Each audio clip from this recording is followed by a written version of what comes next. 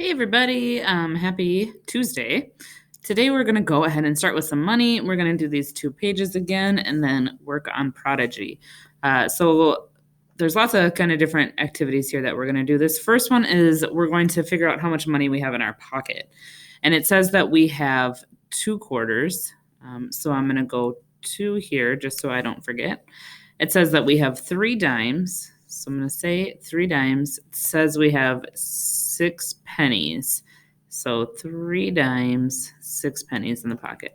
So that means we don't have any nickels. So I'm just going to go ahead and cross that out so I don't get confused later on. If we have 2 quarters, we know 25, 50. So I'm going to write my 50 here. And then we have 3 dimes. So 10, 20, 30. And then we have 6 pennies. So 1, 2, 3, 4, 5, 6. So I'm going to go ahead and add this up. I know that 5 plus 3 equals 8. I know 0 plus 0 is 0.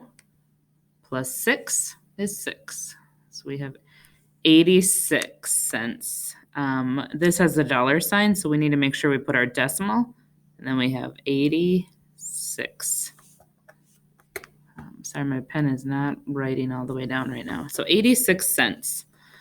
Remember, for cents, we can also do this. We could write 86 with our cents. And that would still look like our money there. All right, my favorite bag of chips is Takis. We all know that this is already not true because those are way too spicy for me.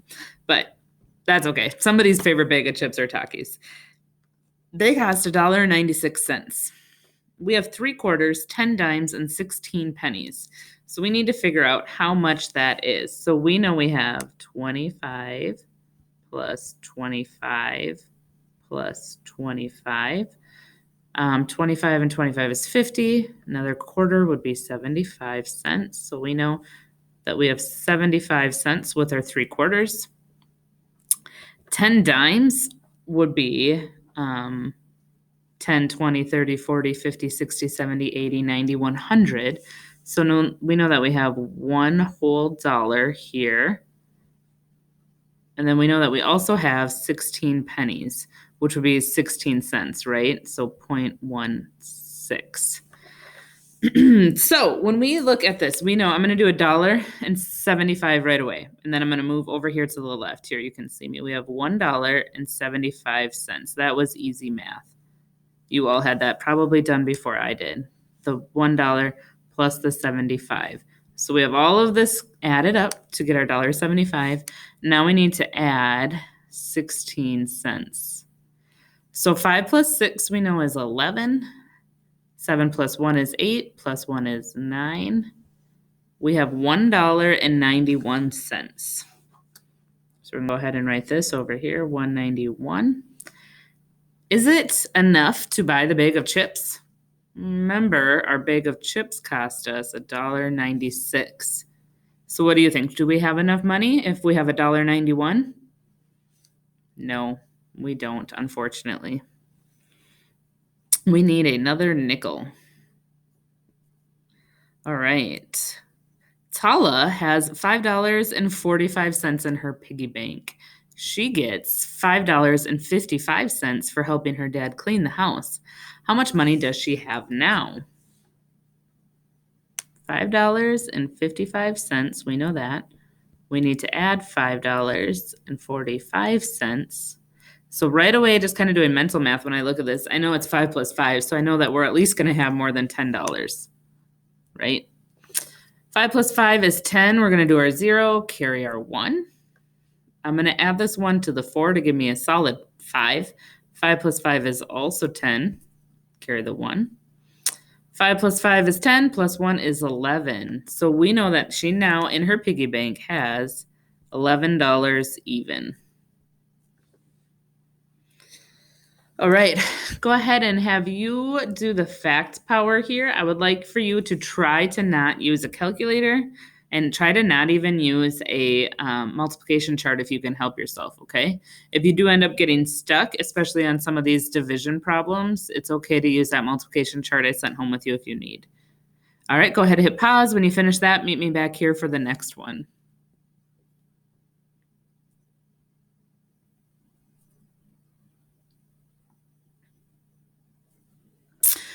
All right, here we go. We're going to do expanded notation. Hopefully we can all kind of think back to when we learned this. This means we're going to separate it into the hundreds, the tens, and the ones. So when I look at this, I see that there's 300. I'm going to put this, sorry about that, 300. I know that there's 60. And I know that there's 8. So I'm covering the one, or the hundreds, the tens, and the ones. Oops, forgot the 8. Oh, no, I didn't. My computer's just slow.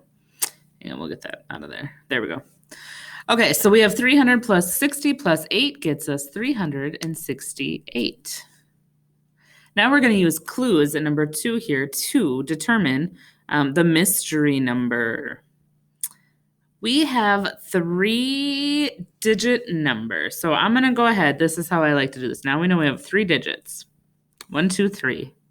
I have a 0 in my ones place. Okay, and we'll put 0 in the ones. I have 5 in the tens place. And the digit in the hundreds place is 2 more than the digit in the tens place. So remember, we have 5 in the tens place, so I need to add 2 to 5, and I know that gets me 7. So I'm going to put 7 in the hundreds place. So the number is 750. All right, Ben has 625 toy cars, and James has 652 toy cars. Who has more cars? You think about it. We have Ben with 625 and James with 652. I'm going to do my text box. Oh, come on. And I would say that James has more cars because 652 is larger than 625. And if I want to get really fancy and super show off, I could do something like this and say 652 is greater, oh my goodness, you guys, greater than 625. Could be another way to write it. And another way that this looks could be 625 is less than 652. So you can write it using words. You can write it using less than or greater than. It is up to you. Whatever you appreciate more. All right, we're going to get out of our text box, move up here. We're going to put these orders in order from smallest to largest. This is one I think you should be able to do independently. So this is on you. Go ahead, and what I would like to start with, if I were you, is kind of look at what numbers in the hundreds place. So we know that we have some that are hundreds. Also, it really helps to read them out loud. So we know that this number is 123. This number is 132.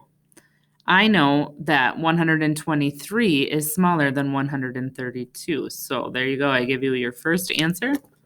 Go ahead and take it away from here. And then I would also, again, challenge you to do the fact power down here without a calculator or without a multiplication table if you can help it.